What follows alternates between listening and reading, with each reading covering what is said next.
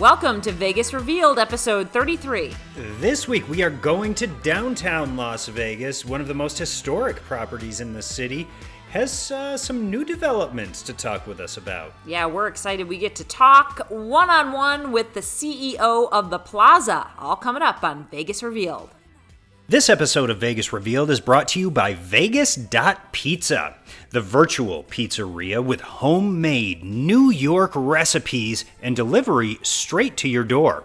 Be sure to check them out on Instagram at Vegas.Pizza. Be sure you spell it out, Vegas, D-O-T, Pizza. Let's go to Vegas, baby. Let's go tonight. Right now. Let's go to Vegas. We'll stay up all night. Up in the Let's go to Vegas. Welcome to Vegas Revealed and welcome to fall. We're already in September, but it doesn't really feel like it. No, thanks for joining us, everyone. I'm Dayna Roselli, that's Sean McAllister, and like Sean mentioned, we're approaching fall, but it doesn't feel like fall here in Las Vegas because we're hitting another streak of like 111 for like 4 days straight, Sean, on Labor Day weekend into the next week. This is not what it's supposed to feel like on Labor Day. No. But, I always say don't mind the heat because I grew up in Rochester, New York, so did you, where we got all that lake effect snow and winter was like 8 months long. So I'm like, another week of like major heat. We can deal with it. We don't have hurricanes. We don't have tornadoes. That is true. Yeah. But one thing we do have is pumpkin spice lattes. Pumpkin spice everything is already back. Are you one of those people? I am so anti-pumpkin spice and Really? the whole thing. Yes, I'm just not into it. Everyone gets so excited for fall here, and that's the thing. And like, I always feel like I don't want to rush it. I kind of like summer because I grew up with the 8-month winters, and so I'm like, I don't want to wear a sweater and drink pumpkin spice. Why? I like my suntan and I like my pina colada and my chilled white wine. Why do we need to go pumpkin spice? But doesn't pumpkin spice just like warm your soul a little bit? No, not really. Really? Yeah, and I hate Oh, fall man. decorations. I think they're ugly. You do? The orange leaves all around people's front porch and all that stuff. I am such a Grinch when it comes to that stuff. I don't know why. Oh, see, fall is my favorite season. Well, good. I can't wait to come over to the home office and see all your decor. Or just wait, the totes are out in the garage and they're ready to be cracked open. All right, well, I'll go with the flow. Listen, as long as people like it and they're enjoying life and they have something to look forward to, I'm all for it. Just don't, ask me to participate. Let's hope we all have something to look forward to, right? That's right. So another, obviously, week in Vegas. Had a great show last week. Next week, we're going to be at the Wynn, which will be really great. They're revamping their Lake of Dreams, and we're going to go check it out. So I look forward to that. But we have a lot to talk about today when it comes to downtown Las Vegas and everything that's going on there. It seems like there's always something happening. Yeah, it's really exciting to see what's happening in downtown Las Vegas. A big revitalization when it comes to restaurants, the beverage and dining scene. There's a lot of craft breweries going in, and that's fun. But also one of the most historic properties is about to mark its 50 years in downtown Las Vegas. So we're going to hear all about the plans for that. Right, and it's right next to Circa, which I did want to point out. Anyone looking for a job here in Las Vegas, either maybe you want to move here or you're out of a job and you're local and you're listening, they just announced, big push for hiring. And so did Resorts World, which has said, follow their LinkedIn page. They've got 6,000 positions to fill, and they're going to slowly start rolling them out. But that's where they are telling everyone to go. So I'm excited that, there's going to be new jobs here in Las Vegas. It's been so hard because we are such a tourist destination for so many people that have lost their job. But hopefully maybe these positions will be something that those folks can apply to and get. Yeah, absolutely. And it's nice to see that there are places who are hiring right now. Mm-hmm. And from an entertainment standpoint, it's nice to see that there are still restaurants and events that are starting to open and starting to welcome people back, especially in like the media world. You know, there would be invites going out all the time, and we're starting to see those again. I know, it's exciting. Like you said, new things opening, new kind of, people adjusting with the new way and maybe going, well, let's do it this way instead. And they want people to experience it. So it's very exciting to feel an invite come in and go, okay, things are slowly getting back to normal. It's never going to be quite the same, too soon, but we know in time we'll be back. I just wanted to mention really quick, a few episodes ago, we spoke with Oksana Bayul, the Olympic gold medal figure skater, who is in the works of putting a show together to launch here in Las Vegas. And just this week, got a sweet little note from Oksana and her family, thanking us for being on Vegas Revealed and wishing us the best of luck. So if you haven't listened to Oksana Bayul, go back a couple episodes and be sure to check that interview out. She's great. Yeah, she really is. It was a great interview. We loved it, and she keeps thanking us for kind of bringing her emotions to the top again, because we had such a great conversation, and she has such a amazing life story. So we're thankful for that. Something else that I did want to mention is that when you talk about past podcasts, you and I sometimes we do our little bit of digging to like, okay, where do we stand, in the rankings? So Buzzsprout, our hosting service where we host our podcast, had these statistics out, and it said, hey, if you get this many downloads per month, you're in this bracket. So we found out we're in the top 10% of all podcasts when it comes to downloads, and so we just want to thank everyone for listening. Absolutely. We do have listeners from all over the country here in the United States and all over the world in more than 36 countries around the world. So yes, thank you for taking the time to spend some time with us. Yeah, it's been it's been a true honor. It's been a lot of fun. People say, "Are you, what do you do the podcast for?" It's like, we do it for fun. We just really enjoy doing this, chatting, interviewing people, and staying in tune with Las Vegas. And we're in the top 10%, which we thought we were going to be in like the top 50. We're like, okay, hopefully we'll have enough downloads that we're in the top 50%. But then it was 10, and really it's more like top 7%. I'm not gonna lie, because we were above the number. But I won't pat myself on the back too much. do they send out ribbons or anything? Probably not. But we did get a martini when we visited the Plaza. So I'm excited to get to this interview. We're going to take a quick break, and coming back after this, we travel to the Oscar's restaurant at the Plaza. It wasn't open yet, but the bar was open for us. Yeah, we got VIP treatment. You'll hear all about that when we speak with the CEO of the Plaza, Jonathan Jossel, next on Vegas Revealed. Hey, a big shout out to our sponsor, Vegas.pizza. You got to follow them on Instagram. It's instagram.com/Vegas.dot pizza, and there you can see these delicious pizzas, Sean, that are made from kind of the old recipes of the old neighborhood in Brooklyn. I know, I love that. You can just taste the history when you bite into one of these pizzas, and it's a really cool concept. It's not a pizzeria that you can walk into in person. The only way that you can experience Vegas.pizza is by ordering on a delivery app. This is a new virtual pizzeria. Yeah, it's really cool. Uber Eats, Postmates, Grubhub. You can order, and you can't sit at the bar, but they'll deliver it to your house or your office, and you can enjoy the pizza in the comforts, of your own home. And I hear, Sean, that Uber Eats is doing like a 2-for-1 daily special too, so you might want to get in on that. So be sure when you are when your tummy's grumbling and you're ready for a big slice, look up Vegas.pizza.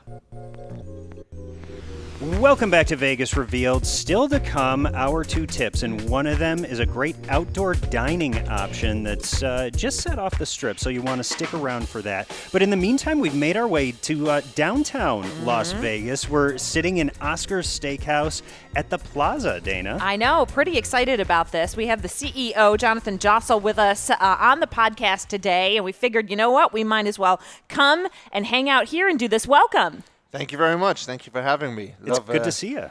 I appreciate it. It's nice to have you guys here. Love your energy. And love what you're doing. So thank you for having me. Thank you. Yeah, it's fun to sit at Oscars for a change when it's empty because it's always bustling and I booming. see you don't have a drink in front of you. Actually, would you like a That drink? is true. Cocktails? I mean, you got to have a martini when Sean's you're here, right? always up for a cocktail. Me, I'm okay. Because it's, I've already put on the COVID-10, so I'm trying to cut out the calories. How do you like your martini?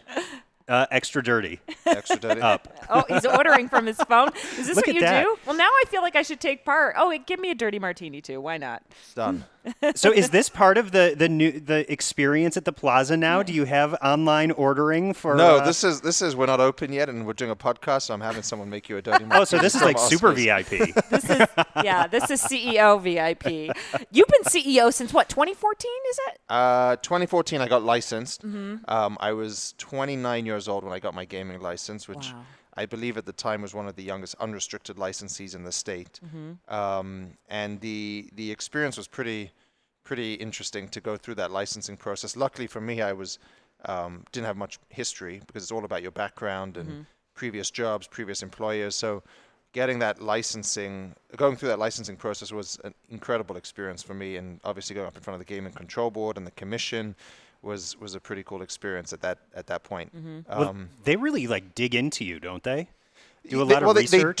They do a lot of research, but like I said, for me, I didn't have a previous employment history. I didn't have trusts and offshore stuff, and I didn't have homes in other countries. I think for a lot of people going through the licensing process, if you have a house in Italy, the Game Control Board is going to go there and check it out.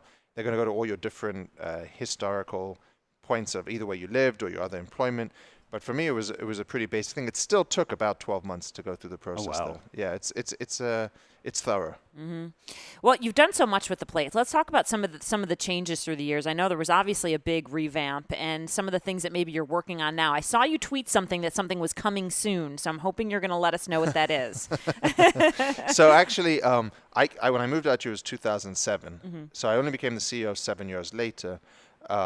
I was here with the property in more of a development capacity and with the ownership group. And in 2009-10, we actually shut down for a full remodel of the plaza, which at the time was a little risky because we were still going through the recession. It feels crazy to talk about those issues from 2008-9, given what we're facing today. But we were doing it. We shut down for a major remodel of all the rooms. And that project was really came out of the fact that the Fontainebleau on the Strip, which today I think is going to be called the Drew, had gone bankrupt. And they were selling all of the furniture out of the Fontainebleau. So the designer on the project at the time said, all of this brand new furniture that's going to be part of a 5-star, 5-diamond resort is available. Do you want to check it out? Wow. And we went to look at it. It was literally in the basement of that big blue building on the Strip, and there was tile and carpet and headboards, and I was like, wow. So we bought basically 1,200 rooms worth of furniture straight out of the basement there, and the owner, who was in England at the time, bought it without even seeing it. I just told him it's really nice, and we'll remodel the plaza with it. And so that was basically the starting point for the remodel in 2010 when we shut down. We reopened in 2011 then we did Oscar Steakhouse, because part of it was like, well, you're going to have 1,000 nice new rooms. You kind of need a steakhouse. And we didn't have it. Well, this was Firefly. I don't know if you guys ever came. Yeah, Yes. absolutely. This used to be Firefly, which was really cool, but we needed a steakhouse given what we were doing to the rest of the place. And then someone said, well, hold on, you can't do 1,000 rooms, have a great steakhouse. What about the casino? So I was like, okay, let's remodel the casino. So well, what about the lobby? So we did everything except for the pool deck and the convention area was in 2010. And then fast forward, it didn't go exactly, downtown wasn't quite where it is today. The renovation plan and the team, we didn't do as well as we had hoped to do back in 2011 when we reopened. So when I finally went through the licensing process, the next step was, let's remodel the bingo room, the convention room, the pool deck. So we just continued to upgrade the property. And, a lot of people thought you should probably knock it down and restart. I took a different approach, which was, there's a lot of history here. We're coming up on our 50-year anniversary. For the Plaza's going to have a 50-year birthday. You guys will both be there, I hope. Absolutely. Next July. And it was just an opportunity to continue to upgrade this great, iconic building and bring it back to life. And I think part of the issue was it's such a you drive down the freeway, you see it. It's such an iconic building, but people sort of forgot about the plaza over the years of, for lack of a better word, neglect. And so bringing it back to the forefront of downtown was something we really wanted to do, and we feel like we were doing a good job of that pre the pandemic. Yeah. And when you're in downtown, obviously there's a unique vibe in downtown Las Vegas. It's different from the Strip, but you're still competing with those resorts on up Las Vegas Boulevard a little bit. What are the unique challenges and opportunities that you face when you have a historic property? So, I mean, we definitely, we don't see ourselves necessarily competing with the Strip, but a lot of people from the Strip come downtown. I mean, last year we had 20 million people come to downtown Las Vegas, check out Fremont Street Experience. And there's so much to do here now for locals as well, not just tourists, whether it's the Smith Center, there's the residential now that's coming to downtown. Yeah, so definitely the challenges, are the older bones. We deal with, for example, right now we're upgrading our elevators. I've never thought I'd spend so much time thinking about elevators and learning about elevators, but we have 19 elevators in this building. Wow. And so we're upgrading every single one of them. It's called a modernization. We're ripping them all out, putting in new equipment. So it's expensive. It's a constant upgrade. You have plumbing that's older. You got to constantly stay updated on that. But then the opportunity is, I think the number one thing people want to hear about when they come to Las Vegas is the history. They love the mob. They love the neon. They love the glitz. They love the glamour. And if you can play to that, and our light bulbs and our history are arguably some of the best. If you think about Oscar Steakhouse, the history of what he represents, we really embrace that. And so I think that's a great opportunity for us to keep playing that up as well. Well, and Oscar has unique history, but even this steakhouse, didn't it used to be a pool? Yeah, that was the pool deck. Right over there was a pool deck. We have some pretty cool pictures. Have you guys seen it? Yeah, I've seen some old pictures, yeah. And they're all wearing like the polyester suits. Yeah. It was pretty cool. So we didn't know that was a pool deck. And when we were building out Firefly, this is a crazy thing. So after that was a pool deck, it became center stage. I don't know how long you guys have been in town, but that was like the 15 years. restaurant to go to, like for prom in the 90s. It was a great place. And when that was getting demolished to become Firefly, there was a sign in the ground that said no diving. And I didn't understand why there was said no diving painted on the side of the floor. And so we started doing more research, and that's when we found the pictures of the pool that used to be. Incredible. It was pretty cool. Oh, yeah, you never answered. What is coming soon that you showed pictures of? So I didn't know that was... well, I didn't know. I was posting on Twitter, I guess. But it's actually one of our properties in East Fremont. It's not in the plaza. Okay, it's not in the plaza. Our big. A lot of people ask me if that was the next iteration of Greyhound, and Greyhound is still there for another 10 months, so that will be a surprise then. But that was a property down in East Fremont. Okay. Yeah. Something that's coming soon? Yes. Okay. Yeah. Love that. The more the better. It's going to be pretty cool. They're doing so much on Fremont, all the renovations and stuff there too, and kind of bringing back the old lights and light posts, so we're excited to see all of that.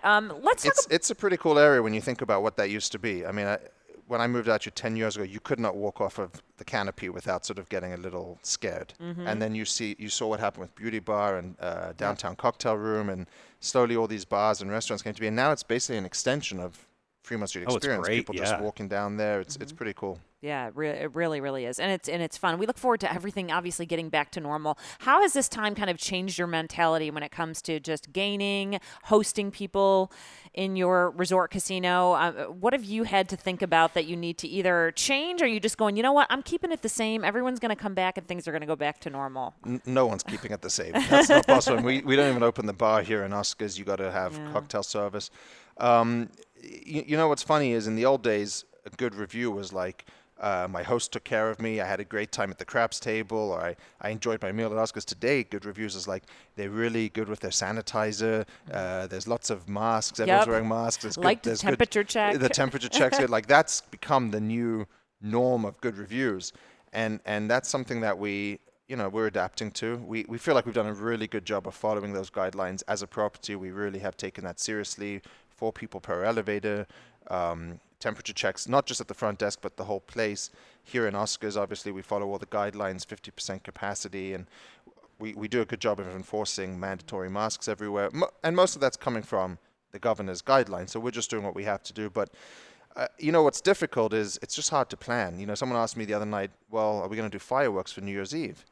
And I said, I don't know. Who knows, right? Who knows? I mean, we did do July 4th fireworks because we had already committed to that. And honestly, that was probably insane given the situation we were in and the crowd that showed up for it. We didn't do an event, but there's just people everywhere. Yeah. People want to get out, and July 4th, people want to see fireworks. We were one of only a handful of places that actually did them.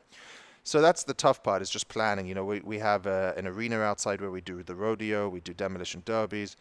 We don't know what we can do. And we know we can't do it now. We just don't know if and when you will be able to do it. So how do you plan for that? But in terms of taking care of customers, that hasn't changed. We still want to be down there, not shaking hands, but bumping elbows, having a drink with customers, getting to know them, and really still providing that personalized service, which I think is something we've tried to develop down here. And one thing that you can count on, two things really. You have a neighbor straight out your front door with the new Circa tower that Derek Stevens is building down here. You have a huge new apartment complex out your back door. So you're being sandwiched by new development. What possibilities does that open up for you guys? You're a very observant guy. We've always said that Main Street is going to be the best area of downtown Las Vegas. We've always believed that. We just maybe were a little ahead of the time.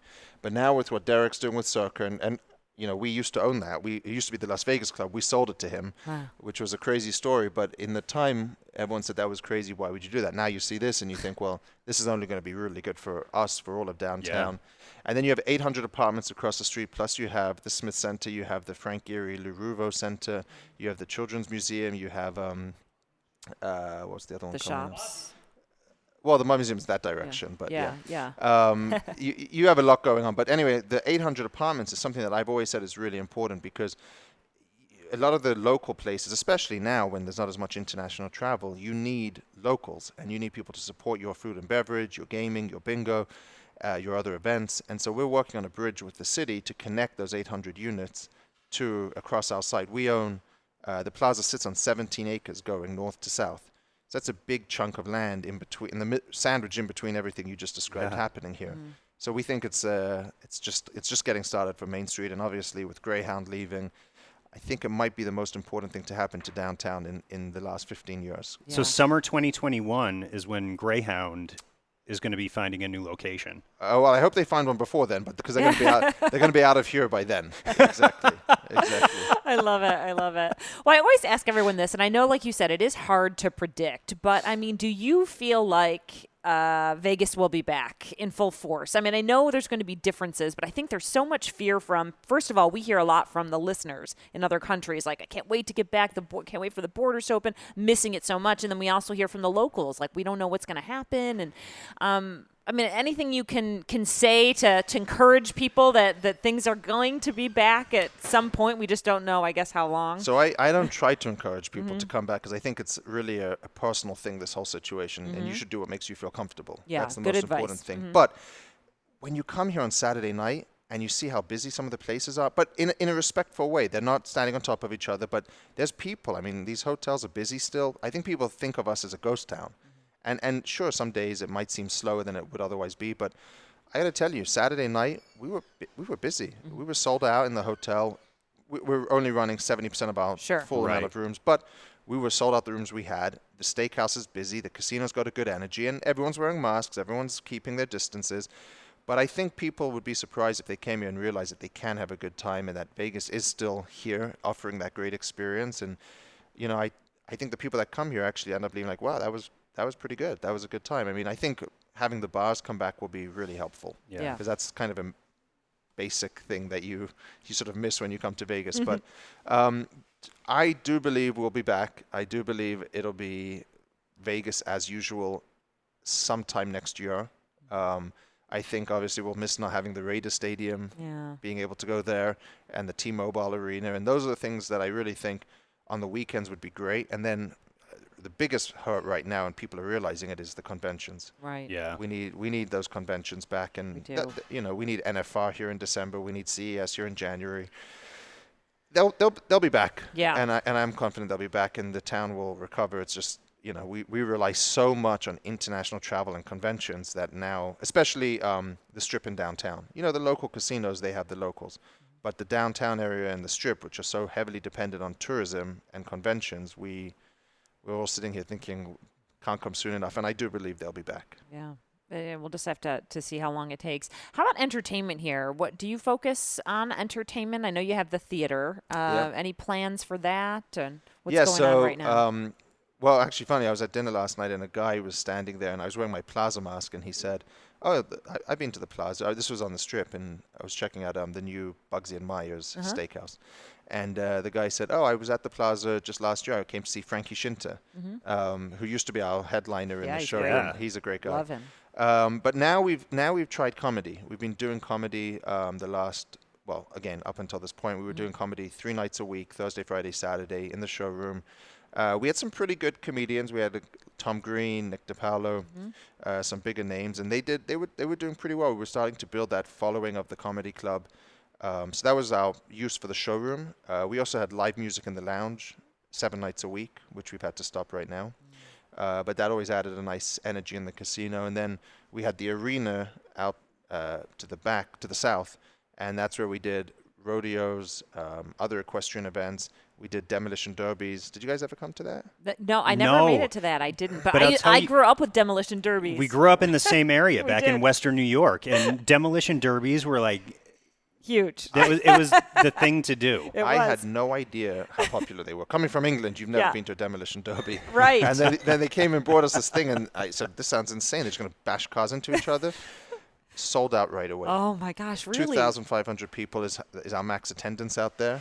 And it was pretty crazy. That is so cool. Yeah, I always think about, what was it, a Happy Days, episode of Happy Days? Yeah. Pinky Tuscadero, and that was a demolition derby, I think. But yeah. Your martini is almost ready, but there's a basic question I did not ask you. Gin or vodka? Oh, vodka. Vodka? Yep. Okay. He's like, what? Vodka, there he is. Vodka? Yeah, great. And I love this. Looking ahead to your 50th anniversary next year, I know you said there was going to be a big party. Are there big things to be unveiled with the property? Do you have things in the works? Yeah, so for the 50th anniversary, we also have a brand new pool deck. It's a couple of years old now, but we would do concerts up there and live entertainment up there. We do our July 4th fireworks show up there. For the 50th anniversary, it falls on July 4th. It's I think if I'm not mistaken, July 4th next year is a Sunday. So we were planning a weekend, a Friday, Saturday, Sunday. We wanted to go with some local Vegas bands. Some of them have used this property for their music videos in the past. And we wanted to do something like that to help bring some excitement to the property. Obviously, July 4th, do fireworks. And then there was a concept we were working on, which we were really excited for, which was to do with a new bar. Obviously, we've had to put that on hold, but we were getting pretty close to doing that at the start of the year, and then we paused that. But we will come back, and I hope to have that done by next July, given if we're allowed to open bars again and get back to normal business, then that would be our dream situation. It's a pretty cool concept, and it's right underneath the lights over here, so it's amazing. It could be pretty cool. Yeah, I mean, you do those lights out front are so great. I mean, I noticed so many people taking Iconic, pictures. yeah. Really, really cool. Every day we get people tagging pictures of those lights. There's not that much remaining of that anymore. No, there isn't. Yeah. That's the thing. And yeah, in the world of social media and Instagram and all that, you got to have something to bring people to even just get a picture and then hope they walk through the front door, right? Exactly. I mean, that's why we did the murals on the building. I don't know if you guys have seen the 3 big murals we did, but that was all driven by social media and engagement online, and it was crazy. Each of those artists posted their pictures and multiple times, and people just went crazy for it. People want to stay in the hotels where they can see those murals. That's how much people like those artists and follow them around. Right. But yeah, you got to have stuff for social media and pictures. Yeah. And tell that story. Mentality these days. And is there anything, I know that, this whole COVID era has kind of derailed the travel and hospitality industry big time, but leading up to that, were there trends that you were kind of looking at in any new innovations within the industry that you think could pick up after things get back and travel resumes? What was crazy about it is I remember sending out to our bankers back in February saying, not only are we growing by double digits as a percent. Downtown as a whole is growing. And so it was sort of like, let's not change anything, guys. Let's just keep going, because downtown was booming. The Plaza was doing the best it's ever done. We had the best year we've ever had in 2019. So a lot of that new technology stuff, I think that's what you're asking about, sort of new technology. We were kind of nervous to go there just because, one, we didn't want to take away from what downtown is and that sort of old Vegas feeling. And so we did do some of that, like electronic check-in, but the truth is people didn't want to use it. They still went to talk. They still want to talk to somebody. We didn't go to like a mobile phone for keys and that stuff yet. Some of that stuff is good, and some of that we sort of felt like it takes away from the experience, and so we've sort of shied away from a lot of that new technology and tried to just do the basic things well, which was working really well for us. Yeah. I agree. Sometimes technology can be a bit much. People do like the personal experience, and you know, if you're coming and you're going to spend your money on a vacation, you want to be treated with a little personal touch. Absolutely, yeah. Yeah, no, I agree with you. I mean, I got a Tesla, and it's like a computer in a car, and when it breaks, it's like your computer breaks. You have to you have to reset it. Oh my goodness. And honestly, there's no one to talk to. It's just a computer company, and here's the martinis. Oh, look at that. Beautiful. Oh, excellent. Got to have a martini at Oscar. This is a really, really Thank you very pretty much. martini. Well, Like made by the best. I know. I need to take a picture of it. Hey, tell us about your podcast. We love to cross promote. You've got your own thing going on. Where, what, and how can people find it? So we really weren't. I wasn't convinced that a hotel casino should be doing a podcast because, you get a lot of information that you might not want to share. But I found it's been really good. I found it's been really well received. We've got a lot of good engagement on it. Typically, it's either my team here with myself talking about the property and what's going on, or it's we have a guest on. It's called On the Corner of Main Street, which is sort of a dual meaning. One, we are physically on the corner of Main Street here, and it's also a lyric from arguably the best song by The Killers, which begins on the corner of Main Street. So we went with that, and it's been great. I think we've had 15 episodes, and we've had a couple of guests, anyone from Flavor Flav to Derek Stevens, Joe Asher from William Hill, and we just talk about the industry, things going on. We try to keep it relevant to the Plaza, people that sort of engage with us either at the Plaza or competition or partners like William Hill. How's the martini? That was a nod of approval. That was amazing. It's so good. What is it? I never knew. Yeah, it's 2 p.m. It's great. Day drinking could be so good. Perfect. So it's called On the Corner of Main Street, and we'll see where it goes. We're 15 episodes in at the moment. I'm enjoying it. Yeah. I like sort of meeting people, talking to them. Most of them are just friends anyway, so we just have a chit chat. This week we're having a guy called Ryan Growney, who's the general manager at South Point. Yep. Also become a good friend. He beat me at golf this weekend. Uh-oh. But a good guy, and so we'll see how it goes. We'll see where the podcast goes, and hopefully we'll have you guys on one day. Yeah, I hope Reverse so. the tables. We're Let me here. ask you questions. But it is fun to interview, isn't it? We feel like we get so many different kinds of ideas from the podcast. You learn new things that you didn't know, or all sorts of stuff. It really brings out a lot of information. Well, and just speaking personally, I never really listened to them, but now I found a couple of what do you call them? Not commentators, but hosts that I enjoy listening to myself, and it's kind of where I go to for news source now, and more than audiobooks or books, I just do podcasts, and so I'm enjoying them. It's opened my eyes to how big they are with other people. But yeah, I think it's fun. I enjoy it, and we're the only hotel casino I'm aware of that's actively doing one, sort of with our brand, and I think we had the guy from Vital Vegas come and join us, and he said more hotel casinos should do this and get the word out. Right. Yeah, about what they've got going on. Well, that's the thing. There's a lot of gaming podcasts out there and that focus just on one thing. But if you can, have a lot of different topics or be able to talk about anything, whether it's travel, resorts, gaming, sports betting, you name it. Yeah. It's kind of cool. And to have you being the CEO of a casino and hotel, it's a big deal. Yeah, I enjoy it. Like I said, right now you're not able to do many meetings. We try to not have more than 10 to 15-minute meetings because if somebody then tests positive for coronavirus, everybody has to quarantine. So we're keeping our meeting times as long as you're not close to each other, like we're keeping a distance. But we're trying to. It's hard to have meetings. It's hard to plan. So it's giving us some extra things to keep us busy as well. Right. It's fun.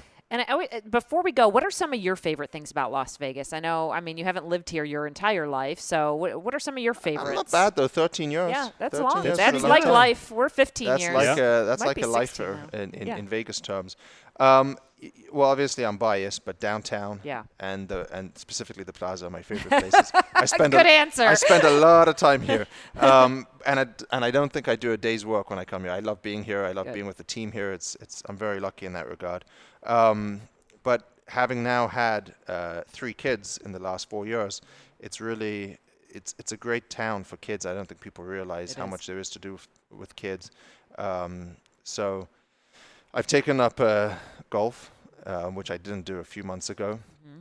But pre-COVID, I think it's hard to beat Vegas in terms of entertainment. I mean, there's always something going on. Every weekend you could go to a show, a fight, a concert. So the entertainment's the best, the food's the best, the weather's great, but for maybe August. Yeah.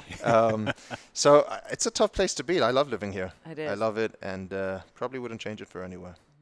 Well, I agree. We're looking forward to the big 50th bash next year, and we won't be strangers. We'll come back and have a steak, and hopefully Oscar will be in the house too. Absolutely, he's here in normal times, 2 to 3 times a week. So we'll all get together. Right, he's like great. that. We had him on the podcast too, and his mind is sharp. He's got stories for days. So if anyone gets to meet him and chat with him, it's always an honor. Yeah, he's a special guy, and we do a thing. I don't know if you guys haven't been to that either. If we ever get back to it, we do a thing called the dinner series. Yes, I have been to one of those with John Ketzlemides. Oh, okay. Yeah, Okay, with a while John. back. Where Oscar sits down and talks for an hour about a subject that usually we'll discuss beforehand, and he just tells stories that it's unbelievable, the stories that guy has. I mean, it's pretty cool. Yeah, it's worth it. Certainly there's no predicting anything that'll come out of his mouth. No. That's for sure. That's true. Well, listen, Jonathan, thanks so much for joining us and welcoming us in. Our martini is amazing, by the way. Amazing. Extra dirty and 2 olives. Love it. Well, thank you guys for having me join you. All right. I appreciate it. Stay with us. We're back.